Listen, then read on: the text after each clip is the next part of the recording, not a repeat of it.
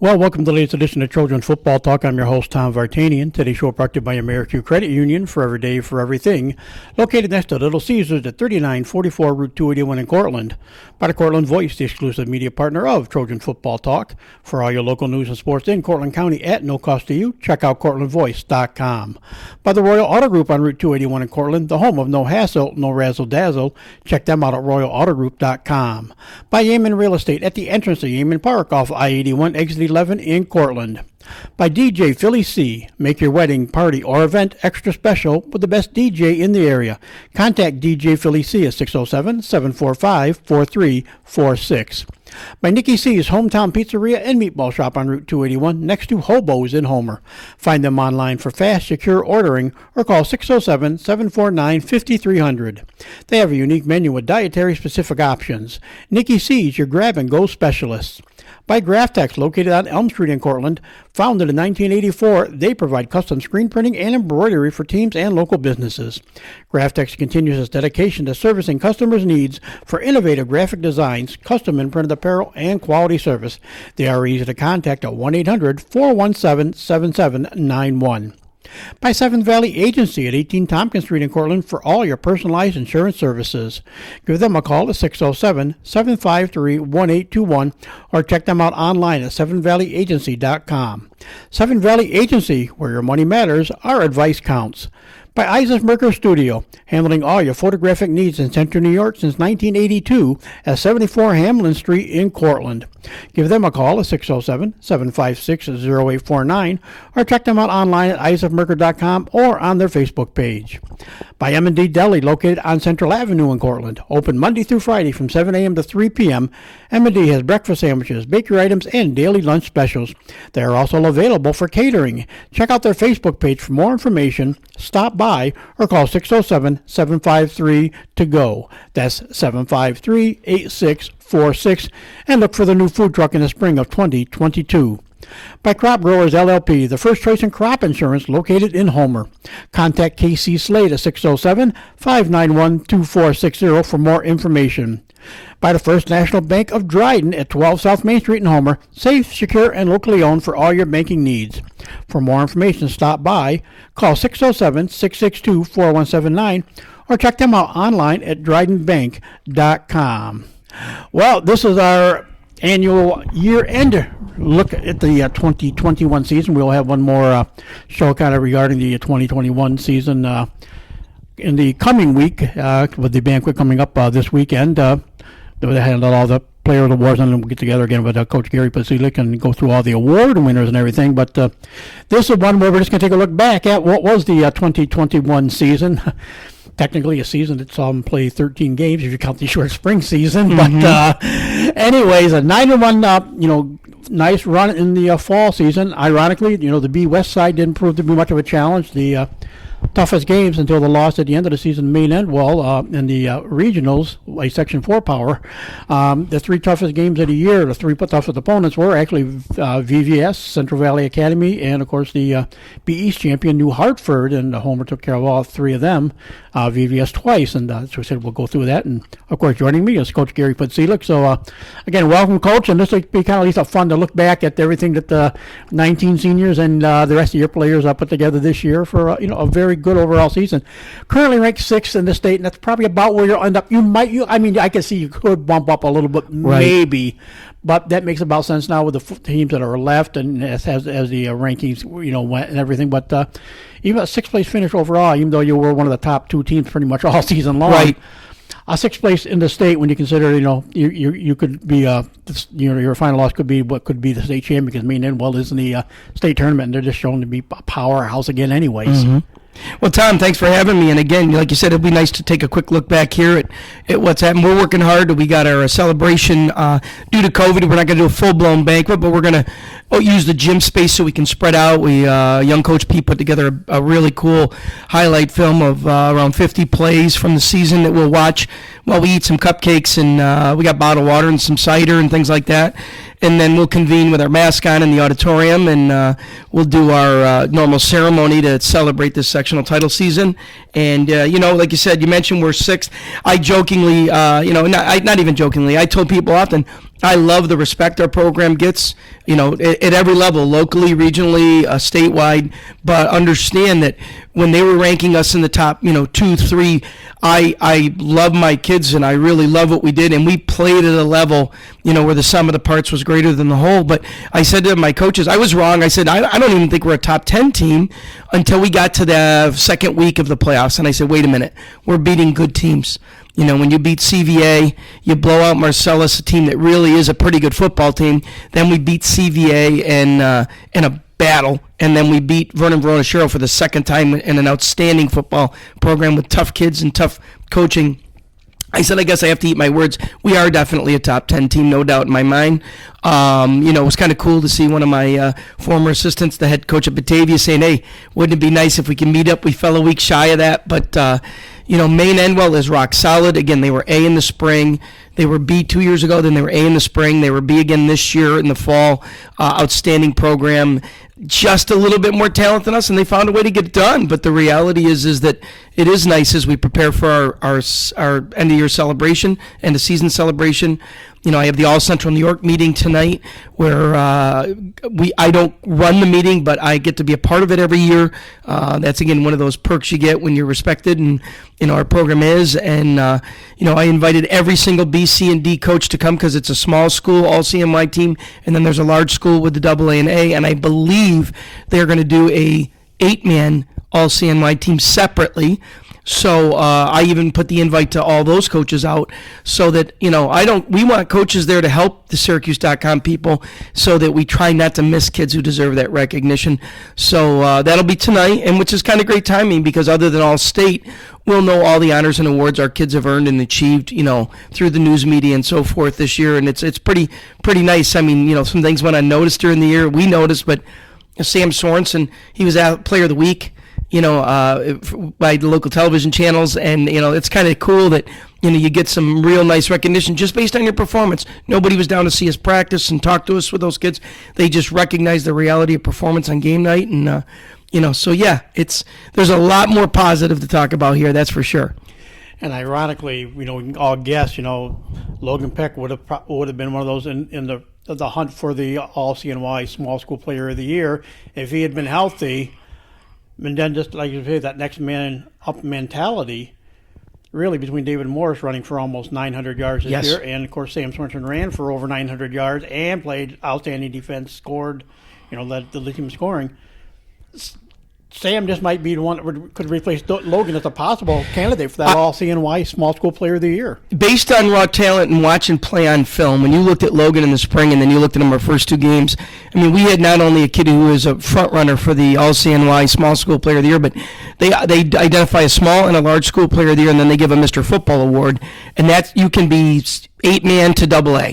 And I think Logan would have been on the very short list of those kids, just seeing how he could make plays and get things done. I mean, I'll use that final game he played, full game he played against VVS in week 2, where he led the team in tackles. He had the kickoff return that really turned things our way. He outstanding, rush for 180 yards or something in that ball game. I mean, the reality is that he put himself in a spot where people were paying serious attention to him. And then he hurts his knee, and unfortunately, good news is he worked, he didn't give up, he rehabbed, and we found a way to get him in some ball games for even just a few plays to have that uniform on one more time, and we were proud of him for that. So you're right, I do think that he was a serious contender for All CNY Player of the Year, certainly small school. Sam Sorensen, I asked that he be considered because he is in just about every down of the game.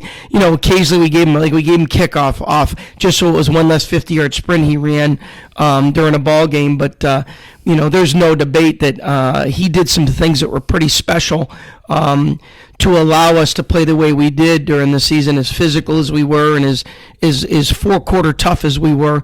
And he was the head of that. So yeah, he's definitely going to be in the discussion, I'm sure, tonight as the potential small school player of the year.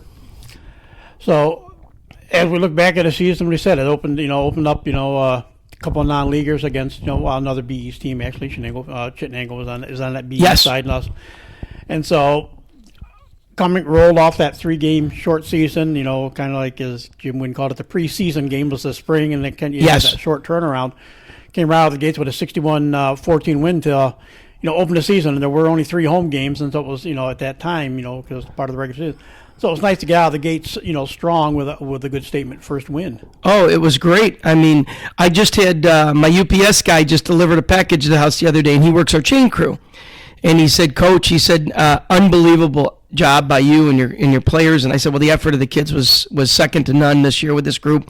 And I said, yeah, we had a lot of fun with them. And he said, yeah, it just got summed up in the opening game when the coaching staff at Chittenango standing there by us. And they're like, why in the world do we have to draw homer week 1? And that's a compliment. I mean, they know that our kids are really focused in the off season and getting in shape. They know that our kids during our camps and preseason, and we, due to a variety of reasons, we ran 2 camps this summer, one to start summer, half-day camps, none of them mandatory, but we had outstanding turnout. And then we did one late in the summer, half-day camps, and they just knew we were going to come prepared.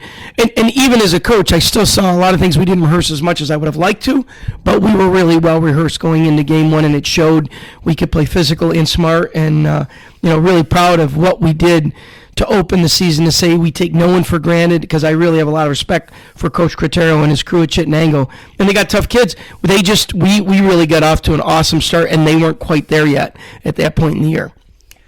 And then, of course, the question mark was the next week it was another BE team, and it was that Vernon Verona Sherrill game. Never won at VVS before, always a tough opponent.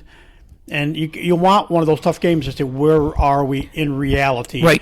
And reality was, Logan Peck, the big kickoff return after VVS scored a touchdown. He had the kickoff return there to got things set up for, got another touchdown that way. And it turned out to be very exciting. The VVS people walked out of that stadium that night going, well, at least they didn't put up 62 points like they did against Chittenango. Right.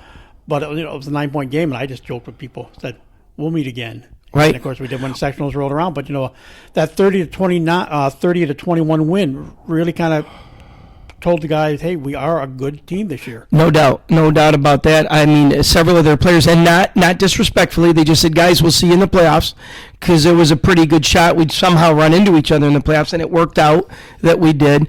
I think the telltale moment for us, and what really let us know, we want the players to realize what we as coaches believe from day one. When you looked at the players we didn't have with us this year that had been in the pipeline leading up to the season, and then the players we did have, we're losing 21-14 at half. And we're playing one heck of a team, and it's a big deal game for their community. They're opening their new concession stand. They're celebrating the 1971 team of 50 years ago. So they got this big community celebration going on, and the game is the highlight of the weekend. And we're in a slugfest down at halftime, stayed calm. We could resort to what we'd already taught them. We didn't have to do anything different. We just had to say, hey, listen, we taught you this in preseason. This is how we handle some of these problems we're having with their defense. And our players adjusted very well. They listened to, young Coach P and Kotz, and we got so much out of that second half to do battle to the bitter end, to finally make it a 2-score game as time was running out, because it was never a sure thing until the last couple minutes of the ball game. And even then, crazy stuff happens. I think back to a VVS game at Homer we opened up. It was 100-degree heat before they banned play at certain temperatures, and it was I think we recovered 3 or 4 onside kicks in one game against VVS in a smash fest where their then coach Ted Dorman got his 100th win against us. They walked off the field feeling like they'd lost because we physically beat them up, even though they were probably a little more talented than us that year. So we were 2-7 against VVS historically going into this game. The 2 wins were the 85 Dome game in the last couple minutes, and then a couple years ago in the playoffs, we basically punched them in the mouth and just played an outstanding game in every phase of the game in the playoffs to knock them out of the playoffs, when a younger Palmer was the center of that team a few years ago. So those were the only 2 wins out of 9 times we've played, and we've been beating the playoffs, and we've been beating regular season, been beaten at third place. And this year we win as many games as we'd had, since '85 against them in one season, and both of them were just exciting, thrilling. Everyone on the edge of their seat high school football games. You couldn't ask for more if you're a fan of either school, that's for sure.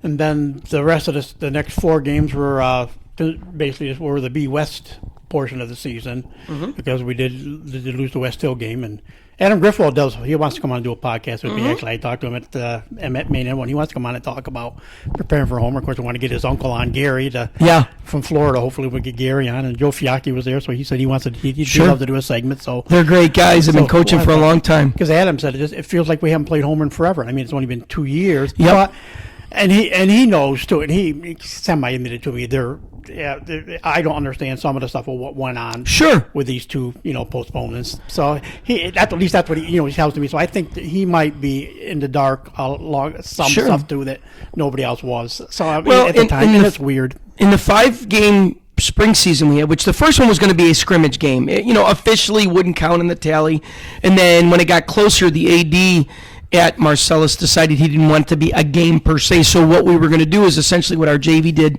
with FM at the end of the year.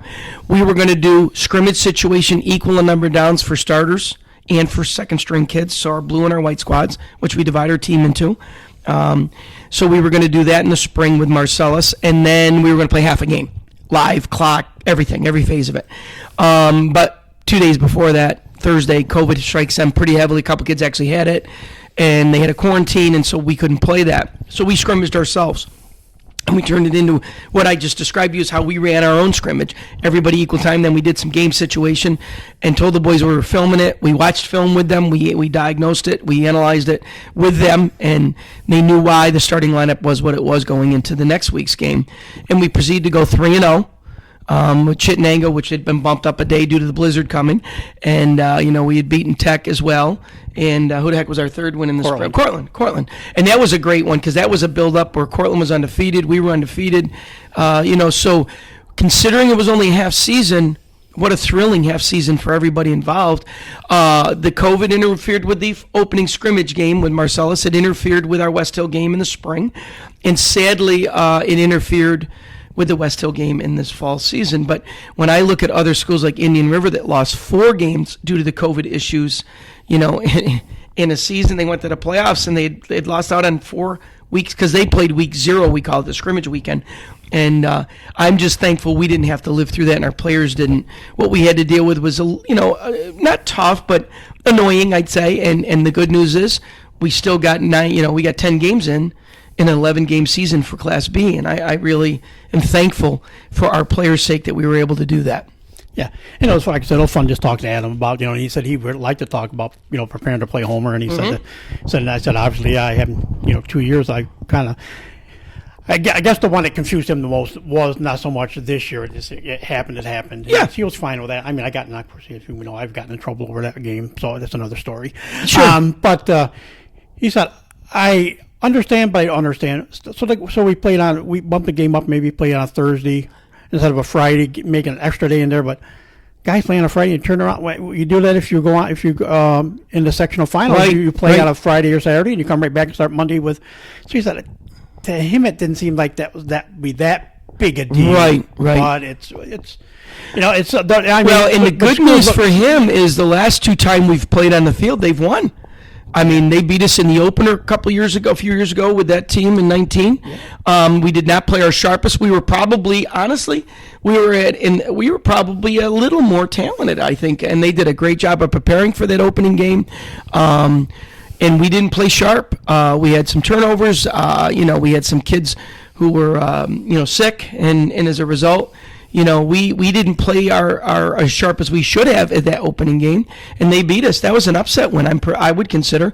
The previous time they beat us, they had Leland Rogers' son who's playing in Nebraska, and, they had a team that was way superior to us, and we played a pretty good ball game with them, but they should have been the team that won, and they figured out a way to win that one. So the last 2 times we've played West Hill, although we have a pretty big advantage historically over West Hill, the last 2 times they've beat Homer, so I know our kids and coaches are excited to get back and have a West Hill game on the actual field. So we'll look forward to that next year. Right. So as it comes, right out of the gate, to run the 4-game B West part of the schedule, it was and you wonder, you come off a physical, emotional, big win over VVS, and you get a team that historically played you guys tough in the first half. Yep. And then the conditioning kind of would wear them out in the second half, but it still ended up being an easy, 51-20 win over Syracuse Institute of Technology. But in reality, look, Tech came back and out of that game, and they come back and finish second in the division this year. Yeah, I mean, we talked at our league meeting, and it's okay that it's out there. I mean, we voted, I nominated, and I suggested that we give them the head coach and coaching staff award for the year for the B West, because they lost. They couldn't play their first game due to lack of numbers, practice eligibility, and all that. And they play by the rules. And Cedric's doing a great job of really trying to build a program. And he and his staff, Coach the living daylights out of those guys. One of their volunteer assistants, who's been a head coach in the section for years, he just said, Gary, I have a feel. He said, we got a talented team here, but I don't know at this point in the season if we can play 4 quarters with Homer. And he says, I'm just being honest. He goes, I love these kids. They're great students. They're great citizens. You saw a nice piece on them doing handing out turkeys and stuff at the Thanksgiving week. So they really got some outstanding kids in that football program, outstanding people, more important than football players. And, we had it with them. We were winning 51-6. Late, they scored a couple TDs. And again, they were using starters against backup players. And that's not a knock on our backup players, because our players were trying to stop them, And but we just got off to such a good start. And when they made mistakes, we capitalized on them. And I think if that game's played any other week of the season, it's much, much closer. But they learn, they use that as a learning tool. Their coaches says, look, guys, the difference between us right now and Homer, ultimately for this season, is we just have to work a little harder, get in a little better shape, and they did. And they go on to be second in the division. They play a whale of a game. I mean, they had New Hartford on the ropes. And I got a lot of good information from Cedric about the New Hartford game. The minute that game was over that evening, he called me, and he just said, I really think, as tough as they are, I think deep down you guys are going to end up being able to outlast them for 4 quarters, and he ended up being right. Then, of course, so that's the first one in the division. Next week is the lovely trip we always look forward to, going to Adams. Usually it's later in October. This year it was right off October 1st. It was right in the beginning. Right. But, went up there again. It's again one of those games where Homer took control early in the game, went on to a 61-6 win. So a nice win up there, and again, that's where we start seeing the emergencies of the like a David Morris and Sam Sorensen, right? Just the leadership of Jake Calabro, quarterback, and improved line play as guys were starting to come back. Improved D-line play with Tevin Malchak, and improved line play with our youngsters. I mean, Tyler Reelman, we didn't have him for a few weeks here in this part of the season, but you look at Logan Darling. I mean, he's a junior. Carson Johnson was a great senior leadership guard for us. Blair Wakula came through. I mean, a kid that wasn't projected to start. Just being honest, he's a good, tough kid, but we thought we were going to have bodies that could outplay him. They didn't. And so he, this is when they started to realize the harder we work, the more we listen. Young coach Podsiedlik coaches our O-line, and he's very, I call him professorial. He's like, hey, listen, look at this play. We just ran for 9 yards. You guys did a good job, but what could we have done to do this better? And they'll think, and then we watch film, and they're like, holy smokes, Coach P is right, young Coach P is right on the money. And so the coordination with him and George and Tom Cottrell, we got the ball rolling, and like you said, that South Jeff game, we end up handling them quite easily up there. I will tell you that the South, I'm really proud of the staff at South Jeff, because this could have been, they just come off being in the sectionals and being in the sectionals in a solid sectional team, just got, the year before. And there was they had some issues, not with the players per se, not with the coaches, but some community issues, in my opinion. And Aaron Rivers, who's a phenomenal person, head coach decided he wanted to take a break, step down. He wasn't even going to coach. Well, he then gets the PE job in the intermediate up there. And Randy Fuller, head lacrosse coach, he steps up big and takes charge, knowing that they were going to be a little shy of raw talent this year. He didn't care. It wasn't about ego. He just said, we're going to coach the living daylights out of these kids. We're going to get as much out of this season as we can. And the future looks bright, because with Aaron Rivers in that intermediate school, he decided to coach modified. And they had a huge modified roster. They got a big JV roster. He kept his JV team intact. He could have taken 3 or 4 kids off the JV team and maybe gotten another win or 2 out of the varsity. But he said, I want to leave these kids together and let them learn to win together. So that South Jeff program, if they keep following this path, they're in good hands. And so, again, I'm proud of their staff and what they got done this year through a tumultuous year. And, I really see good things for them in the future. So I was pleased that we did what we needed to do to deal with the reality that we didn't have Logan Peck at that time, and we just got to have no excuses. And like you said, the old next man up mentality, which everybody overuses that phrase, we did it. We got players that had to step up, and they did. So fortunately for us, for coaches, it was a nice night. And South Jeff was one of those cases like it was in the spring with Tech. We got to play on Tech's new field. They shared a field at Fowler High School, their new turf field. It was a whole brand new. There was a soccer game or something going on when Homer people got there and got ready for a football game, and that was the old football field that we'd always been on. So Homer got to play on the new South Jeff turf facility they've got set up too. So I mean, yes, it's two more schools with that are upgrading not only the programs talent wise, but upgraded just the facilities that the kids can play on. Well, they're upgrading their commitment, and again, I've got on my high horse about. I'm old enough, I lived through the initial AstroTurf, which was like a thin carpet on pavement. That's what it was. And initially it was on concrete with not really a pad. And then they said, wait a minute, there's too many injuries here. So they started to do padding. And they started to put it over blacktop type material rather than concrete. Well, now we've evolved where nobody's on anything but nice layered drainage stone with cushion galore. And the turf fields that we're using in high school football now are safer than any surface ever played on up until about 25, 30 years ago. There's only a couple of grass fields in the world that are safer than this, and it's because they're so precisely moisture controlled. They're not allowed to have a single stone in them, and it's just managed at a huge expense. And then when it rains, guess what? Those fields suddenly aren't safer than the turfs we're playing on. So for kids of today, and I know the turf companies don't advertise this because of the legal world, nobody wants to be sued, but the surfaces these kids are playing on are better for everyone. They're better for schools because even if they're 25%, they used to be only about 10 to 15% more expensive. Now, because they're so popular, they're probably 25, 30, 40% more expensive, but not in the long run. There's no minimal maintenance, limited, a couple rakings a year, that's it. There's very little damage that occurs to them unless you do something stupid on them with a plow or something. And again, they don't, even in rainy weather, they rarely get slippery. They're soft. They're way softer than hitting even those prescription turf fields. They're at least as soft as those. So I'm pleased that every community, whether it's South Jeff, Homer, New York, wherever, all that's left is Casanova and the Sea Level and a couple others. You got in B, it's just Oneida. Everybody else is on turf in Class B and Section 3. And you're just seeing it across the state that it's an investment that makes sense. And what it really does is it makes it way more inclusive.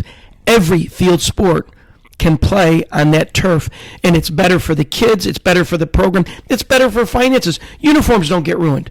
Uniforms get ruined on grass fields, and you can say what you want. I mean, a quality football jersey is from $85 to $150 a piece, and if you buy them on bid, okay, the $85 jersey is $60, and the $150 one's $95 or $93 if you're buying 60 or more. So there's a lot of ways it just makes sense. So I love seeing every community make the commitment they're making to these kids. And of course, then after South Jeff, it was a 2-week layoff with the West Hill game in between the no contest between West Hill, and it was the final home game. It was the final home game. It was senior night. It was homecoming. It was a little bit of everything. And much like Tech, Cortland came in with a minimum roster just because of injuries and things that had happened. And it was a 34-0 win, which could have been a lot worse. But again, this was a game that did get called at halftime, and it's just to give Cortland a chance to also, more than anything, to get ready to face South Jeff in that final week, and hopefully they could, the Purple Tigers could get a win, which they ended up doing, which was nice. But I mean, so it was an uneventful game, like we say, 34-0 at halftime, other than the hour delay to start the game. Well, I said we had lightning delay, and what was amazing for us, I mean, we have 19 seniors, so when you saw our senior parent player lineup out there, we were the length of the field almost. So we want to say thanks to those families for that huge devotion and commitment to Homer football. But the reality was, right at the very end, we had a couple families left. And as we turned, one of the officials and I saw lightning to the north, like Syracuse, Lafayette way. And so we watched again. And as they were announcing the last parent, we saw another flash north. And we didn't hear thunder, but I'm like, guessing they go, yeah, we're going to have to delay this one. So we did get the ceremony in. and we were just getting ready to do a final last minute, just quick rewarm to play the game, and then we had to go inside. And every time you see lightning or hear thunder, you got to restart the 30-minute clock. So it was over an hour delay. We get the game in. I want to commend Pete Reef and his staff because they never had more than 22 on their roster all year. I don't believe they ever practiced more than 21 on a given day of practice. The most they went to a field with game night was 19 healthy eligible players, and you have to have 16. And a lot of coaches in his situation would have said there's no way it makes sense to go play Homer. But he knew it was homecoming, senior night. They came here with 17 dressed, healthy, eligible players. They sadly had one boy crack his collarbone in our game, so they were down to 16 at halftime. And they had another kid with a nagging injury that it was re-aggravated. So we spoke at halftime and said, look, it's 34-0. Our starters had played the first quarter in like a minute of our second quarter or two, and then our white squad went in for the whole second quarter on pretty much both sides of the ball, and we were up, I think, 34-0 at that point. So we spoke at halftime and said, what's best for high school kids? What's best? And the best thing was Cortland was in a position, they were getting 2 players back following week, healthy and eligible. So they were going to play South Jeff, and those two teams were very competitive. So it was a chance where either of them could have won that final game. So we just said the reality is what's best for high school kids in this scenario is we call this game at halftime, and we did. And he could have easily. I think most coaches who are a little narrow-minded. At times thinking about just themselves and their ego would have said, we just can't match up with Homer. It's silly to go try to play this game at this time. And, they didn't do that. And they allowed us to have our senior night and our homecoming game. And so, good people make good things happen even under the toughest of moments. And that's what happened that night. And, of course, that win, so that set up the best quarter of Homer football I think has ever put on the board. You basically look at it, it's a 3-week window to close out the regular season, a 3-week window with 2 quarters of football played. It was right, Marcellus and Sam Scorenson scored 4 touchdowns in the first quarter, 41 points total. He scored on the ground. He scored with a fumble return, an interception return, and of course Homer jumped out to a 41-0 lead. And again, the final score goes 55-26. But again, it was one of those games where they scored 20 points in the fourth quarter against the white unit. The second squad, the second string kids. But and again, that's not knock on our kids. I mean, our kids, I love that our white squad gets out there and they want to, I don't care if it's the other team starters, they want to stop them. And that's why we did what we did this season, because of our players' attitude.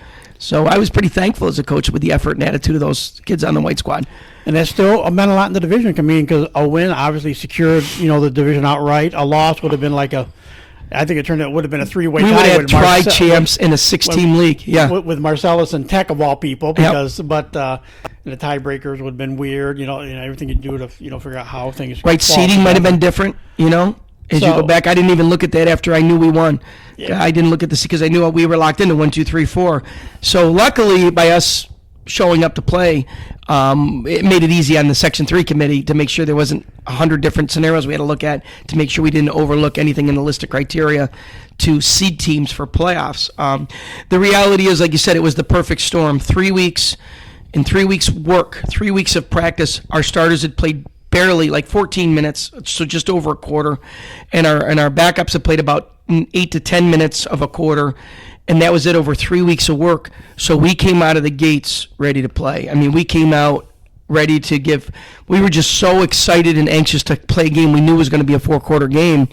And like you said, what a first quarter. Sam, we'd worked on a scouting, that we tried to do a good job of simulating the other team, and there was this one look where they would motion to isolate the open side of the field, and it looked like they always did it to a little bit wider side if the ball was centered or slightly off, and they motioned to try to get all your defense to overcommit to one side of the field, and the back leaks out.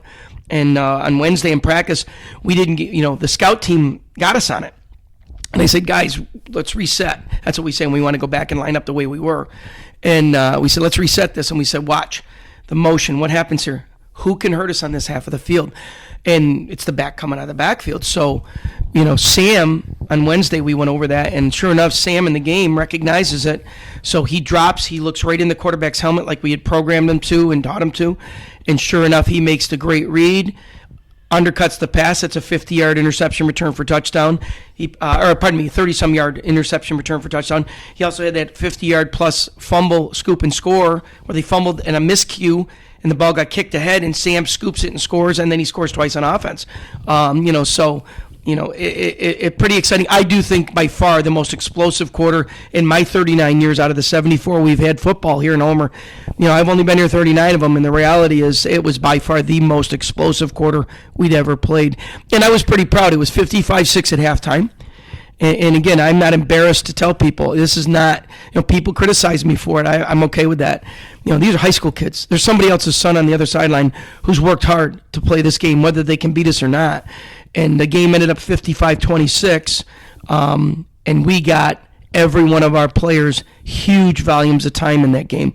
So they all knew they mattered. They all knew that they were making a difference in the success of our season, and that's how we could set up our playoff run. What a great way to beat a team so soundly that probably had enough talent to play it to the wire if things had started out differently.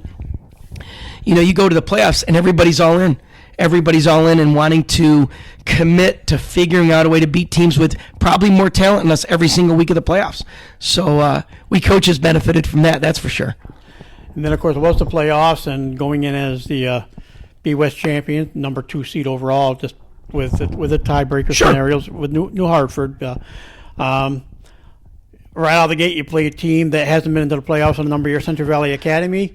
And it was a tough game, a 30-13 win, but a nice win. And just due to another one of the flukes and how they schedule stuff this year, that win, it wasn't a year where the semis went to a neutral site. The semifinals winners got a home field, depending on your seed. So that set up, the scenario for that second run with VVS on your home turf. Well, Section 4, if I remember, I think I'm not losing my mind here.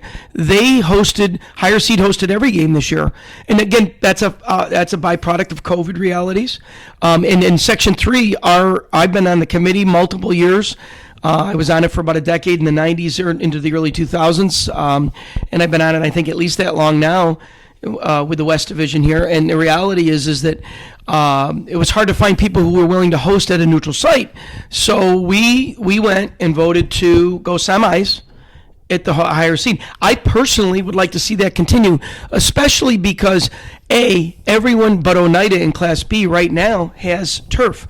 And I said to people, well, what if Oneida went? You know what? If their field's playable, that's called home field advantage. If they earn the right to host, well, then get over it. You can play on turf for 5 years in a row, never playing grass, but if they earn the right to host, so I'm going to be a proponent and really encourage the section to say, let's only worry about neutral in the finals. I think it's better for football. I think it's better for crowds. I think you're going to get more people. It's certainly better for the section because, let's face it, Section 3 in the state love football because football is the money generator. Football is the sport that makes money with their playoff.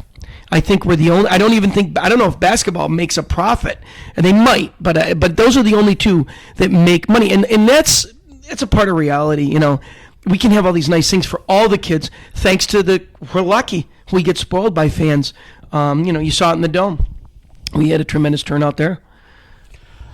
So again, that 30-13 win set up the semifinals and the rematch with the Vernon Veronachero. Well, for the VVS fans, it was the game Homer scored 62 points, but Homer needed to score 62 points in this game because it ended up being 62-49, the second highest point total ever between two teams, 111 points combined.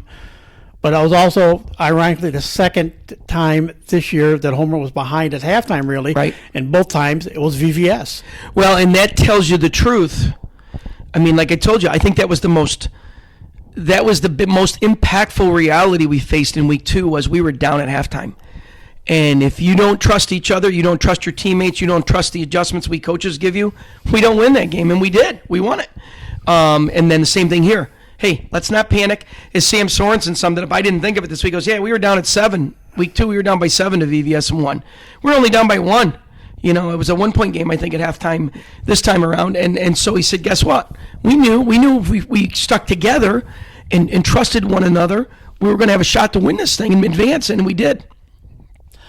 So after come off that win, it's back to the Dome. Everybody was hoping, to be at the Dome, and so it happened. Squared off two teams that everybody said were probably going to be the finalists a year ago, but with the short spring season, there were no playoffs or anything. But not in Section 3. Homer came back this time. Lost a lot of good players from that spring team, but came back with the 19 seniors, got to the finals. New Hartford hadn't been to a final in like 13 years or something. But they lost, and they lost a number of good guys from the year before. They made the same, trek back. So all of a sudden, you got two teams that at that time were both ranked in the top 7 or 8 in the state. Oh yeah. And they might have even been 6th or 7th. Yeah, I think you're right. It was a great. Homer ends up with a 34-20 win. But again, that was another one of those dogfight games. But it was the 6th sectional title, for Homer. Well, again, weren't we tied at halftime in that game? Right? I mean, we're tied. I told you Cedric Stevens, and I want to backtrack just briefly. When you look at the CVA game and the VVS game, that week 2 game where we said we're playing a team that might have more raw talent than us. And VVS's tailback didn't play in week 2, the second half, because he kept cramping so severely he couldn't run. He played the whole game this time, and that set something to our team. Here we beat a Central Valley Academy who like you said, that B East, everybody reputation is they're a little more physical than the B West year in and year out. You can say what you want, but everybody will openly say that. It's a little more, and CVA's had teams were like, for probably 5 of the last 10 years, people said CVA is going to be the team that wins the Section 3 crown. They're so physical, they're so athletic, they're well coached, and they just stubbed their toe, it seemed like, many times. So here we are. This is another one of those years where now they finished 4th in their league, but they could have contended for the league title in our league. And so that was a good, coming off that week 2 losing at half, and then facing them, and it gave us a chance to go into VVS where their best players were on the field the whole game. So we go to the Dome to play New Hartford. Now, honestly, I think people are right. I think if we'd been able to put together a full season with playoffs in the spring, this would have probably been a rematch. We were both physically a little more talented in the spring. Both of us were. Their team and ours both. The linebackers I saw on them in the spring were unbelievable, and they were seniors. The linebackers that played against us, one of their best ones is only a sophomore. And they got another linebacker, a second-level player who's a sophomore as well, who's a really good starter. So they've got a lot coming back as well. So that game in the Dome, most would have said it would have probably been a rematch for Section 3 crown from the previous spring season that we had. But none of that had anything to do with the game. I mean, it was just like Cedric said, whoever's going to win this is the team that's going to, A, handle adversity best, and B, who can play their style of game the full 4 quarters. And that's what we were able to do a little bit better than them. Not a lot, a little better, and because they were a big, strong team, really well coached, and we just did what we do. Our offense was awesome. Our defense stepped up. And, a game that was tied at halftime, we like Coach Wooden said, guys, look at reality. This is our game if we want it. There's no one that's proven they can play with us for 4 quarters this year. And I believe you're this is Coach Wooden talking just before we headed onto the field for the second half. You guys are going to be the team that can have the stamina to go 4 quarters a little better than them. And that means we win this thing if you believe in that. And so we did. It was great. And, of course, it was, we always talked about it all, how would turnover play a factor. Homer forced 4 turnovers. And yes. 2 or 3 at a times, New Hartford was inside the Homer 30 when it happened. So, I mean, like you said, the defense stepped up, and they forced the turnovers and, and got the ball back to stop those drives. I mean, that was, a huge factor. Sure was. I mean, everybody gets tired. They ask the same question to coaches, and they get the same answer.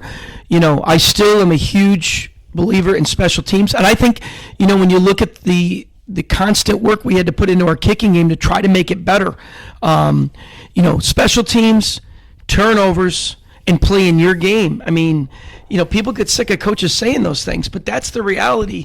You got to believe in what you do, no matter what it is, defensively, offensively. But if everybody in the system doesn't believe, you're not going to be a championship level team.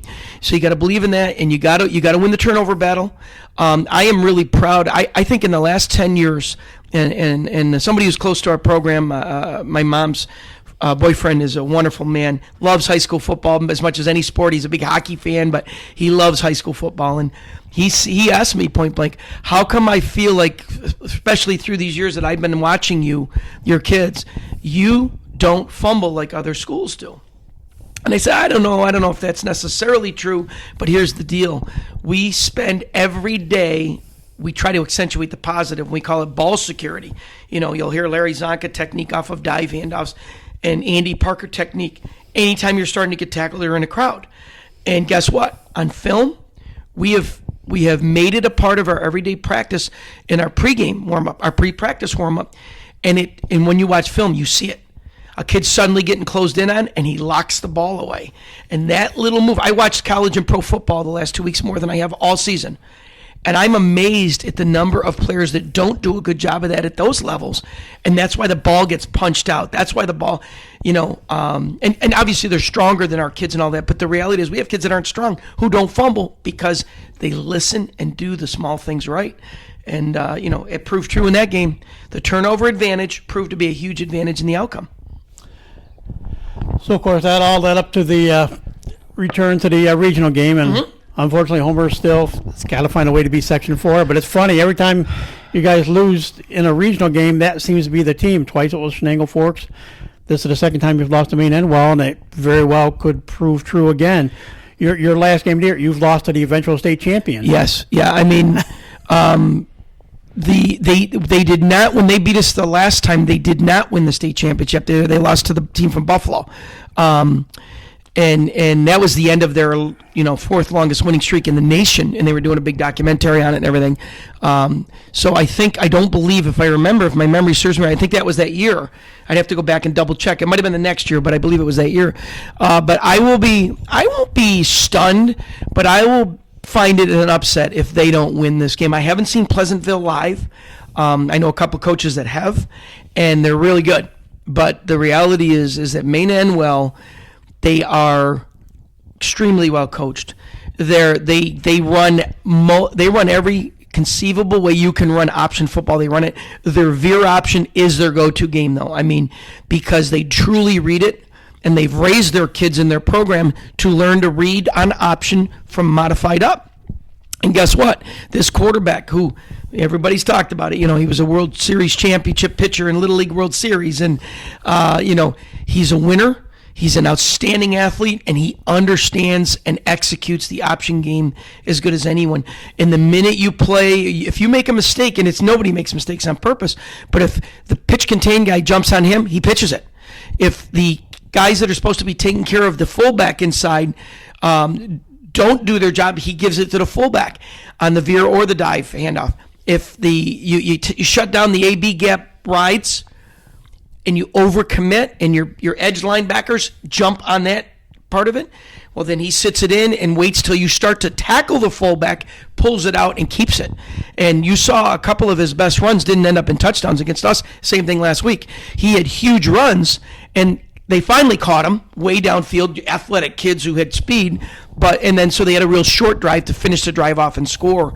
So we lost to an outstanding, well-coached football team who, again, they were in A in the spring. They may be very well playing A football next year, it sounds like.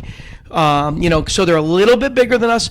But that aside, they are just the kids in that community believe in football. And if they're an athlete in Maine Endwell, New York, they're playing football in the fall as their number one choice.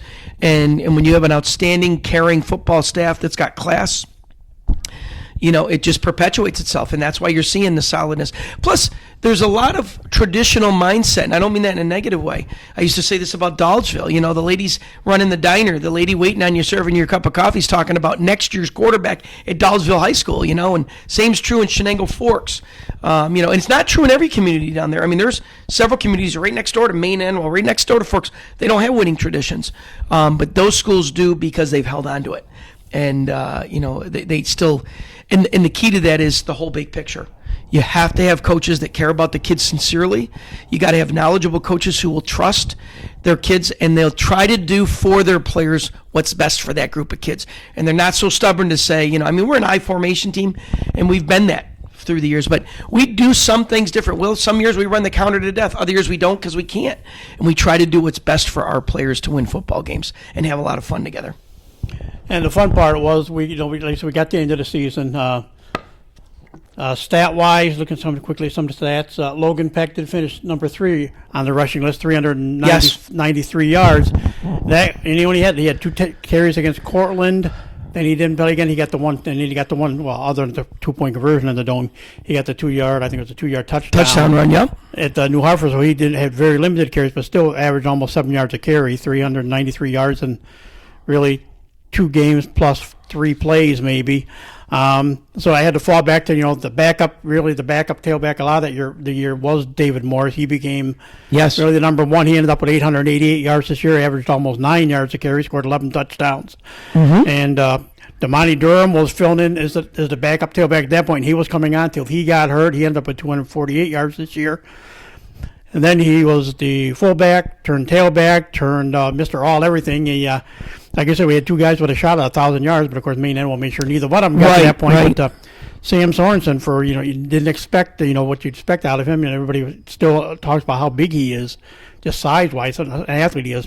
948 yards this year, a long of 72 yards. He ran for almost 9 yards a carry, too. He had 19 touchdowns altogether this year. So, I mean, and the 3,336 yards is, I believe, is number, I'm scanning quickly, is like number 2. I think it's second or third best season rushing we've ever had. Yeah.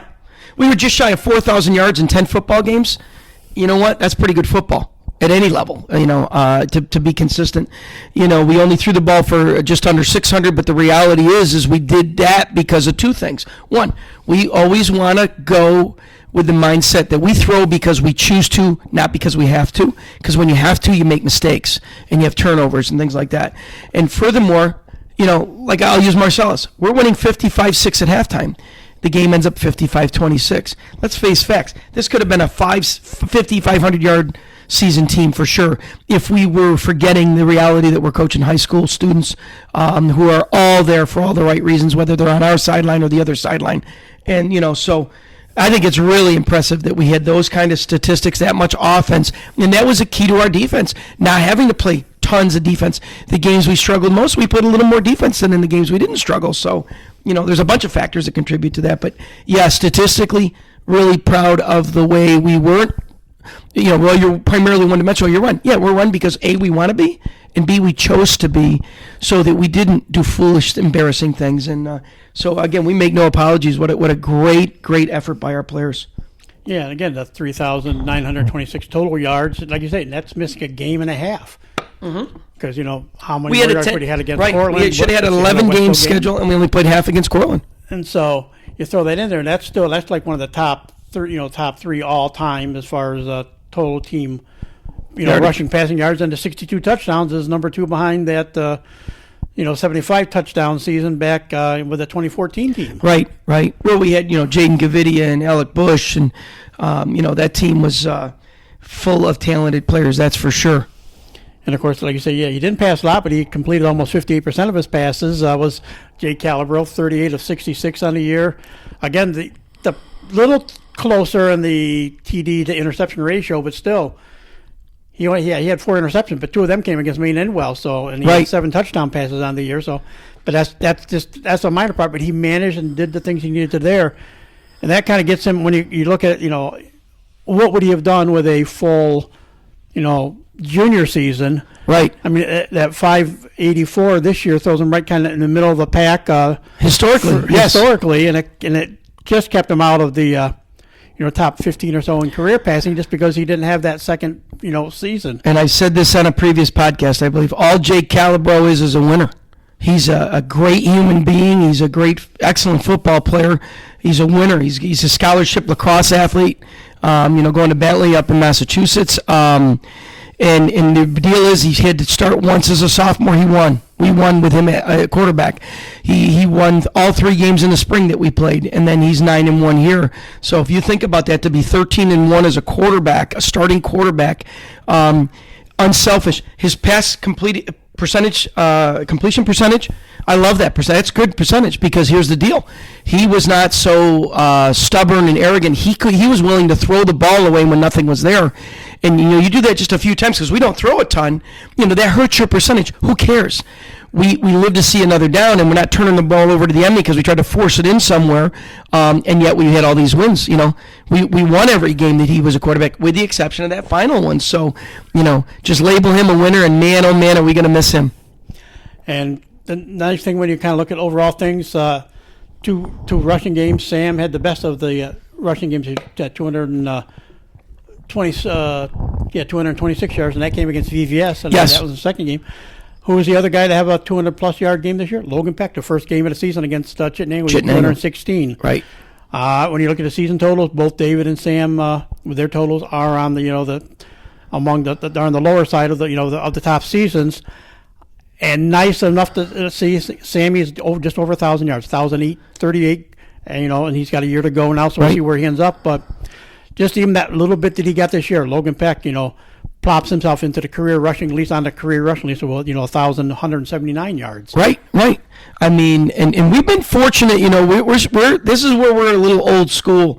Often our most explosive athlete plays tailback for us. And like Maine Enwell has an excellent tailback. He's very explosive, but they also have one just like him at that quarterback slot. So many schools have made their quarterback a significant part of their run game, and the shotgun stuff is still shotgun to run, it's not shotgun to pass like people would like to think all the time. But we have our kids growing up know that the tailback of Homer is going to probably get the ball 20 times a game, and because of that, those kids that really desire to have that ball in their hands, they want to play tailback in Homer's program, and there's no shame in that, no apology for that. And as far as on the receiving, like I say, Hunter Ruman led the team in reception this year. He had 14 catches, but this guy only had 9 of them, and like you said, but that's because he moved from center to a kind of a tight end position, then by default ended up moving back to play fullback. Yes. Will Dady only had 9 catches this year, but he averaged almost 25 yards a catch, 221 yards, so it puts him in the middle of the all-time receiving for a season list. And like again, he's a guy that will just played it wherever he needed him. He had our longest pass catch for touchdown, I think, in the dome there, 60. I think it was 67 yards, if I remember right. We throw the seam ball to him there off play action, and we had said during the week of practice, because our power set has become so effective, we told people, we said to the players, guys, I openly said it out loud right during practice when we ran it, and our scout D recognized what we were doing, so it wasn't as easy in practice sometimes, but we said we're going to score a touchdown on this play in the game, and lo and behold we did, and Jake and the whole offensive line and everybody did a great job. So Will Dady, a huge cog in the wheel, as everybody witnessed. Would we have beat Maine Enwell with him on the field all 4 quarters? I don't know, but I do think we had a much better chance if we had his, because he gave us versatility on defense and offense that we lost by him having to not, come out of the game and not play. I'm just so thankful. He was really sore, but Monday he's at basketball practice and he's already on to the next season, and that's the beauty of high school sport. Love our kids that are multi-sport athletes, and I just think it's so important. You're only young once. You can't repeat your teenage years, so, go for it and enjoy it. And here was Will right in basketball practice. I actually walked through the gym to check out and see how the guys were doing, and it was a lot of fun. So very fortunate to coach guys like him. Yeah, and Sam Sorensen ending up with 148 total points this year to lead the team. Yes.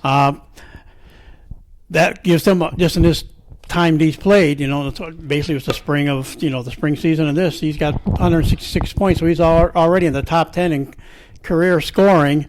But also in the middle of that pack, 114 career points with Logan Peck, and also with his touchdown production and what he did this year, David Morris also hits the list with 84 points. So I mean, it's nice to a number of different names and different categories. Well, and you've heard me say many times, I'm a math teacher by trade, and I don't like statistics because I think often people use them to kid themselves, and they'll think, oh, look at how wonderful we are. It's like I call it the trick play syndrome. Very rarely does a trick play work against a good football team. We've been burnt, but we're a good team. We've been a good team. We've been beat a couple times, but it's very, very, very rare. Somebody falls down or somebody gets careless for a down. Your trick plays work against teams you're going to beat anyways. Well, guess what? You look at statistics. Tackles. Our D-stat guys are very stingy. I like that. We don't overblow. Everybody who gets a hand at it doesn't get credit for an assisted tackle. Well, you look at film, And I love it when the other team's running back comes to the line, never gets to the line of scrimmage, and has to hit the brakes and turn left or right. That's more important than tackling that kid if you're the defensive nose guard, tackle, D-end, whatever. If the kid has to stop and change direction, now all your buddies are going to get the credit because they cut back to them and tackle them. But the kid that really made the play doesn't get anything in the stat book. So we use stats. We use them to try and critique ourselves as coaches, but deep down the stats don't always tell the story. But how cool is it, these quality kids who were committed to each other and trusted each other, they end up on the old stat list anyway. So I'll take that. I'm all for it. And I'll do a couple more quick stats. We'll talk more stat stuff because we're closing in on our time limit. We flew easy to go through an hour today with what we've been this doing. Season, yes. But 1, 2, 3, 4 of the 10 games set single team, part of the single team, list as far as rushing. 492 yards against VVS in the sectionals, 3 all-time. Game right behind them, 488 South Jeff. Early, then it was the 432 against Marcellus is on the list, and also the 397 in that season opener against the Chittenango. Twice, 2 times out of 10, all-time total yards. 581 against South Jeff, and and then it was also the 510 total yards against VVS in the sectionals. In 5 of 10 games, the team scored 7 or more touchdowns this year. So I mean, it was just a great season. Well, great offense makes the defense better, and the reality is as well with what you just said. What I liked about all those things you just went over, notice it happened early in the season, in the middle of the season, and late in the season, and that's a testament to the kids' work ethic. When you have players, it wasn't against always the weakest opponent. I mean, we're talking about playoff opponents and in the playoffs, actually. So that to me tells more than the numbers that we were able to get on those lists and do it in every phase of the season, and for young people in today's world to be committed like that, that's the secret to success. There's no other way to put it. So as coaches, we really were appreciative of the sincerity and the effort of these guys. I mean, they're young people. That's why I said I'm optimistic about the future. I think the young people of today are going to break some of the molds and give us a brighter future and a more positive attitude. So I'm looking forward, and I told them, I hold them to that. I'm going to be an old geezer. I'm probably getting there now, but I'm going to be an old geezer someday. I want to look and say, you guys are getting it right. You're doing the right thing by people, and I want to be proud of that. So again, a great 9-1 season. Yes, it was too bad to lose in the state regionals again, but it may be losing to the potential state champion. We'll see what happens on the field this weekend under the dome for the state finals. And again, Section 3 is represented. They have a Class A team. CBA is there. CNS didn't make it in the AA bracket, but then you go to B, C, and D. Hey, very familiar names to anybody who follows Section 4 football. Maine Endwell in B, Shenango Forks in C, Tioga in D. So, I mean, at least the Section 3-4 area represented very well in the state finals. It'll be fun to see how they all come out. And 3-4 is known as the central region of the state as opposed to the western and the eastern and part of the state, so they're in the north country. So the technicality there is that, like you said, our central region plays pretty darn good football. And, I had a college coach say that to me yesterday, that, there's a lot of players we're not going to recruit because they're not quite big enough or not quite athletic enough for our level of football. But he goes, we love watching film because you're seeing kids play their hearts out, especially on teams that consistently play good football. Even in your losing seasons, you play good football. And they said that's fun for them as college coaches when they start watching film and saying, this team doesn't have a whole lot of talent, but lo and behold, they're playing good football. And that makes you happy as a coach if you're looking at the next level. So yeah, we'll take it. No doubt about that, Tom. Well, again, thanks, Coach, for helping us recap the season. And again, we will be talking again sometime next week. We'll have the awards show, which will close out the 2021 season. And then, of course, when we'll be, like I said, we'll be going into alumni. You and I will come up with a few more topics to talk about. Like I said, I got opposing coaches that want to chat this year as well. Sure. So it'll be an interesting off season to talk football as well. But, thanks again for all the time you take to do the stuff with me. Hey, I just love, again, it's another positive thing in the world, and you're doing this unselfishly because you love our community and you love the effort and attitude of our players historically. So you're invested, we're invested, and that makes for happier lives for all of us. So thanks, Tom. And that will do it for this edition of Trojan Football Talk. Today's show brought to you by AmeriQ Credit Union, for every day, for everything. Located at the Little Caesars at 3944 Route 281 in Cortland. By the Cortland Voice, the exclusive media partner of Trojan Football Talk. For all your local news and sports in Cortland County at no cost to you, check out CortlandVoice.com. By the Royal Auto Group on Route 281 in Cortland, the home of no hassle, no razzle-dazzle. Check them out at RoyalAutoGroup.com. By Yemen Real Estate at the entrance to Yemen Park off I-81, exit 11 in Cortland. By DJ Philly C. Make your wedding party or event extra special with the best DJ in the area. Contact DJ Philly C at 607-745-4346. By Nikki C's Hometown Pizzeria and Meatball Shop on Route 281 next to Hobo's in Homer. Find them online for fast, secure ordering or call 607-749-5300. They have a unique menu with dietary-specific options. Nikki C's, your grab-and-go specialists. By Graphtex, located on Elm Street in Cortland. Founded in 1984, they provide custom screen printing and embroidery for teams and local businesses. Graphtex continues its dedication to servicing customers' needs for innovative graphic designs, custom imprinted apparel, and quality service. They are also easy to contact at 1-800-417-7791. By Seven Valley Agency at 18 Tompkins Street in Cortland for all your personalized insurance services. Give them a call at 607-753-1821 or check them out online at sevenvalleyagency.com. Seven Valley Agency, where your money matters, our advice counts.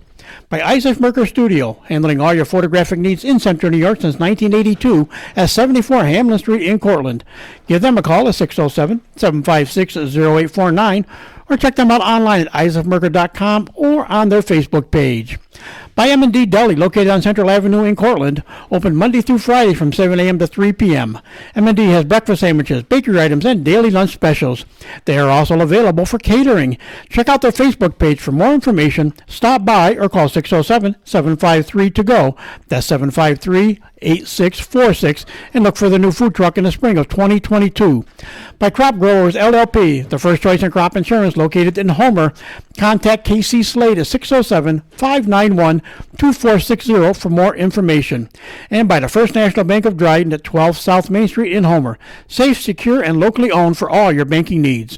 For more information, stop by, call 607-662-4179, or check them out online at drydenbank.com. So for my guest Gary Podsiedlik and yours truly, Tom Vartanian, thanks for listening, and we'll talk to you again soon.